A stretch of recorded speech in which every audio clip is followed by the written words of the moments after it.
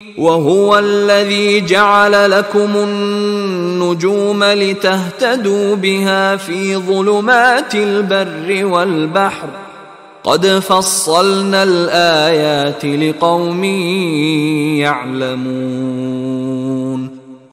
وَهُوَ الَّذِي جَعَلَ لَكُمُ النُّجُومَ لِتَهْتَدُوا بِهَا فِي ظُلُمَاتِ الْبَرِّ وَالْبَحْرِ، اور وہی ہے کہ جس نے ستاروں کو بنا دیا ہے تمہارے لیے کہ ان سے تم راستہ پاؤ۔